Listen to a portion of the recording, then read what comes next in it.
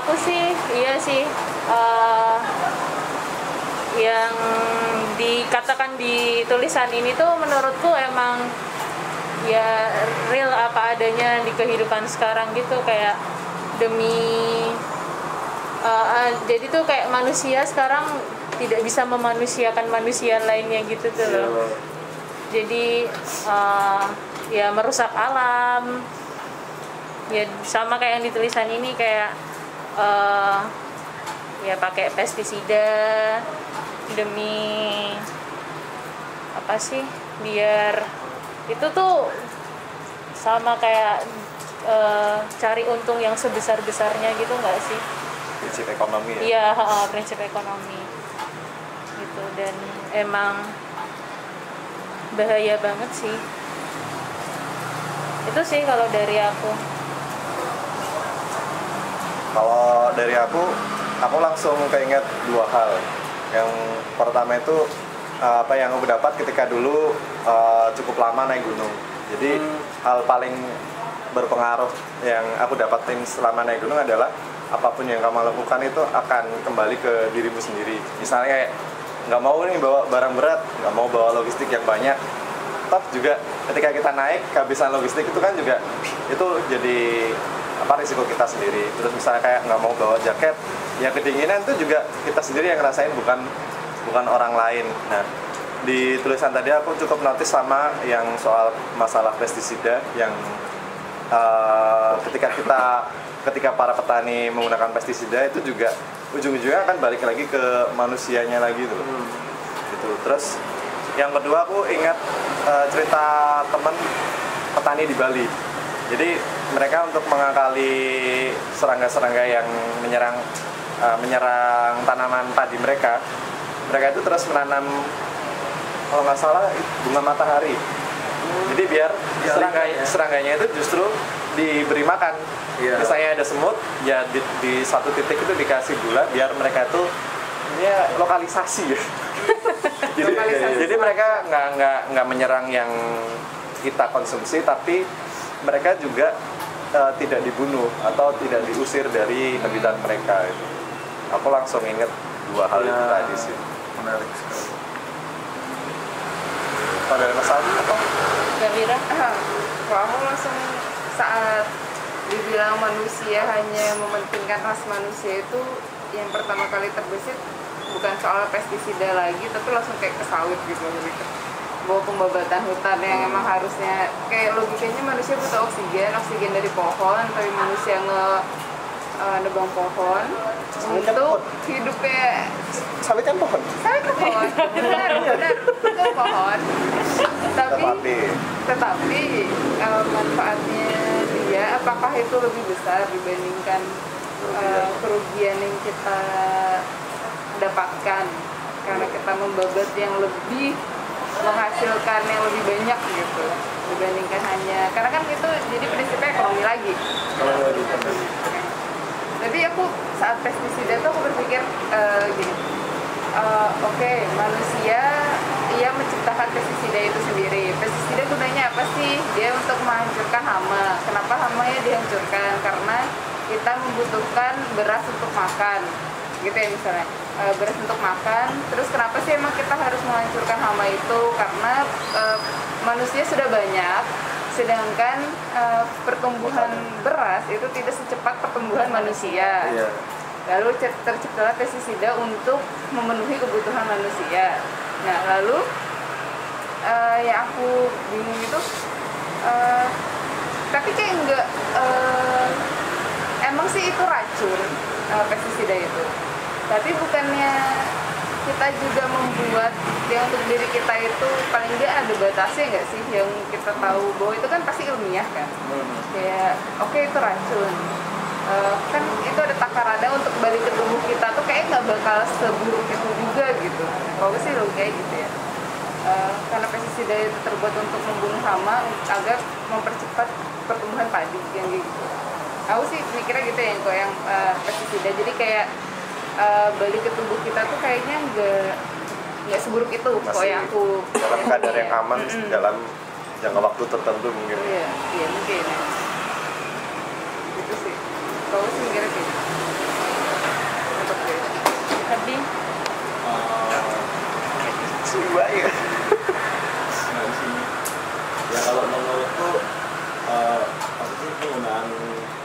pestisida itu ada benernya ada salahnya juga kan.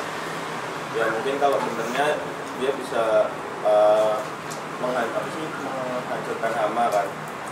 Cuma mungkin harusnya ada cara lain, maksudnya cara yang lebih dibilang lebih halus untuk menghancurkan hama itu, supaya tidak kayak mencampuri namanya padinya tersebut gitu loh. Maksudnya tidak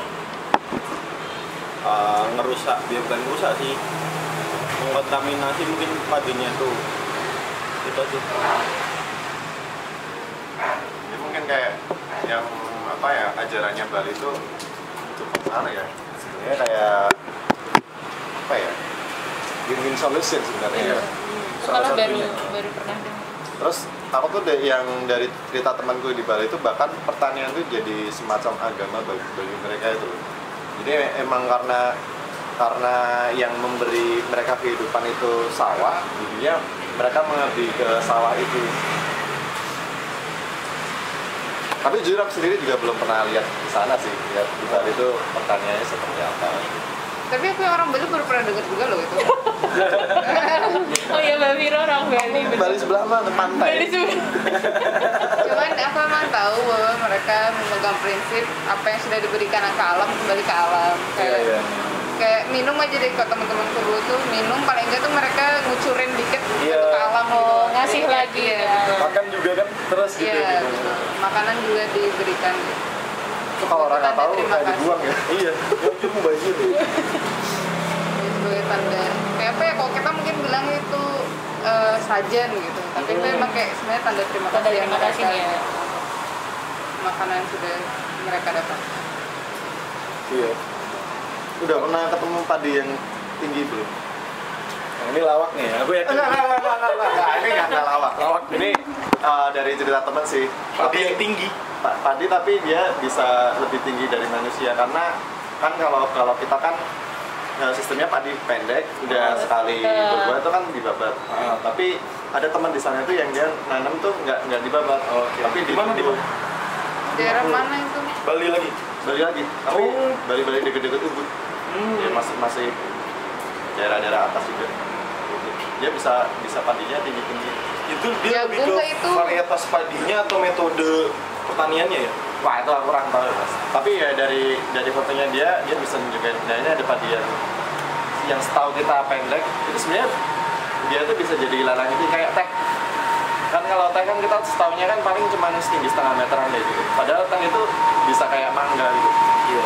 Bisa setinggi itu. Oke. Mas Almi belum. Iya, aku belum ya. Apa? Iya, Mas Almi belum, makanya. Kalau soal pestisida nih misal, yang tadi cukup banyak di garis bawahi, aku berangkat sedikit ke sejarahnya pestisida. Ini mirip-mirip sama sejarahnya plastik dan seterusnya, termasuk juga sawit. Mereka semua punya satu racun bernama uang sih menurutku, ekonomi. Jadi dulu sebelum sawit kita pakai untuk kebutuhan konsumsi, kita pakainya minyak kelapa gitu. Kalau misal kita masih ingat di waktu kecil, nenek nyangrai ke kelapa Iya, gitu, iya, sampai jadi benar-benar. minyak gitu. Nah, dulu dikatakan itu kurang sehat lah, kolesterol lah, dan lalu secara ekonomis nggak praktis dan seterusnya. Akhirnya sawit lah muncul sebagai pengganti. Dan sekian puluh tahun kemudian kita baru tahu itu alasan ekonomi. Dan ternyata sekarang minyak yang dari kelapa itu malah jauh lebih mahal dari Iya, sawit. betul. Dan risetnya berubah lagi gitu. Ternyata dia lebih sehat dari sawit dan seterusnya gitu. Sama dengan pestisida. Sebenarnya pestisida itu juga kita ngelihatnya dari sudut pandang ada yang organik, ada yang sintetis kan gitu. Nah segala yang sintetis ini sebenarnya ide awalnya dari yang organik, tapi supaya lebih instan dan bisa dibuat massal, akhirnya dia masuk ke sintetis itu tadi. Dipabrikan lah, dibikin kimianya lah dan seterusnya gitu. Terus kalau ditanya kebermanfaatannya, tetap tidak sebaik yang organik gitu.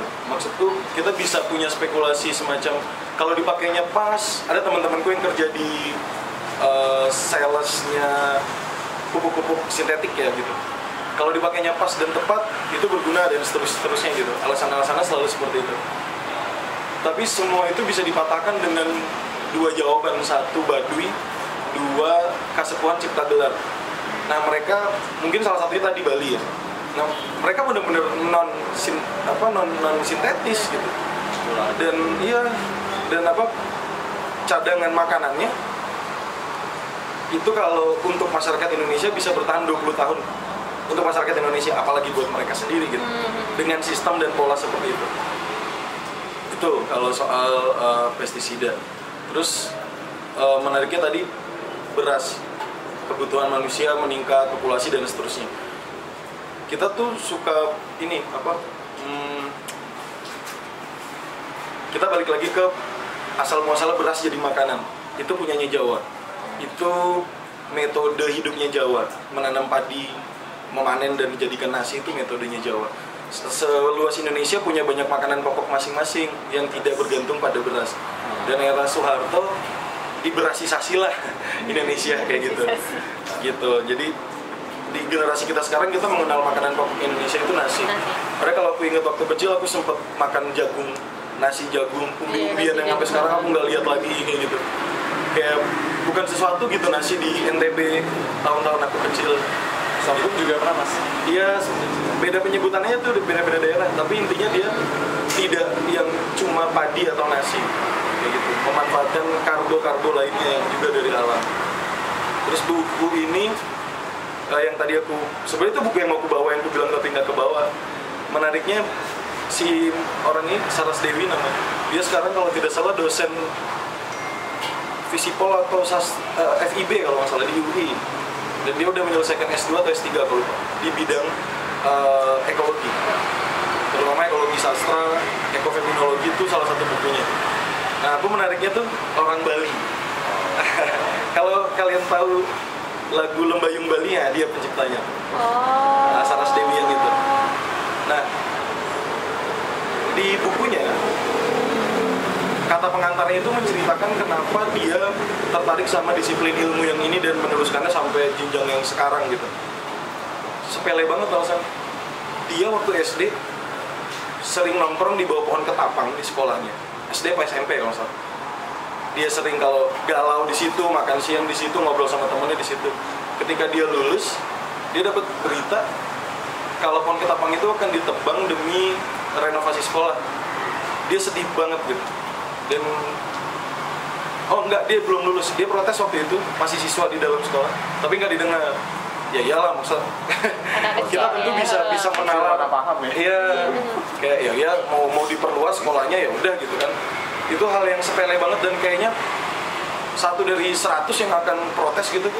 Tapi yang menarik di situ, ini manusia dia punya hubungan yang kayak ke manusia lain tapi ke pohon. Nah, itu yang aku coba garis bawahi sih. Makanya di yang aku capture tadi, dia memfokuskan bagaimana manusia merasa superior gitu. Bagaimana manusia hanya merasa tuh dari susunan alam semesta nih, kita tuh beda gitu.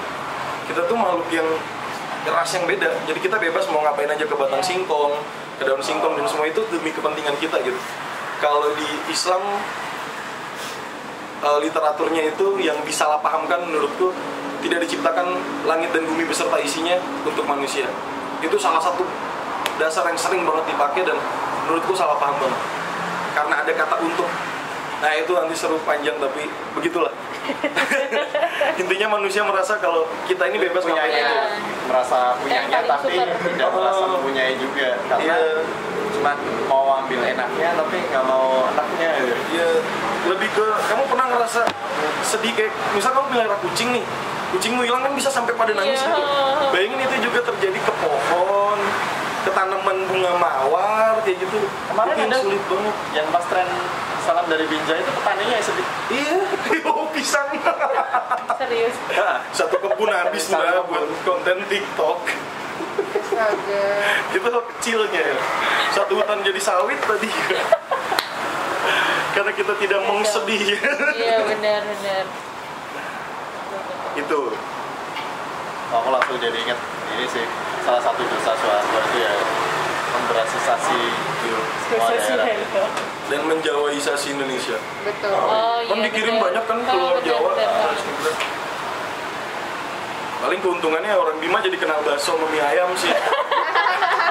Nggak, kalau aku dibuat di tempat lain itu jadi kapan orang Jawa kan kalau misalnya lagi main ke daerah Sunda atau daerah mana tuh kalau lihat warung bakso itu aku langsung otomatis Bahasa Jawa. Pasti orang Jawa. karena pasti kalau nggak orang Wonogiri. Pasti Bener, bener. bener. Di Bima tuh ya, bakso mie ayam yang udah legend yang udah gede banget. Yang dia sampai punya anak, ponakan udah jadi bahasa ibunya bahasa Bima saking lama di situ. Orang Wonogiri, Pak. Asli. Jadi oleh-oleh khas Jawa ya bakso. Oleh-oleh khas Jawa. Dan kalau bukan orang Wonogiri, dia nggak akan bertahan karena kita kayak punya stigma nih. Bakso atau mie ayam yang enak itu pasti orang Wonogiri. Oh. Sampai kesimpan begitu di suku kami.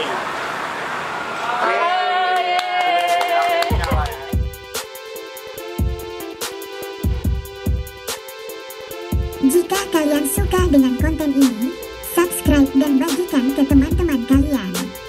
Atau dukung kita dengan klik link support yang ada di description box. Terima kasih sudah menonton. Sampai jumpa lagi.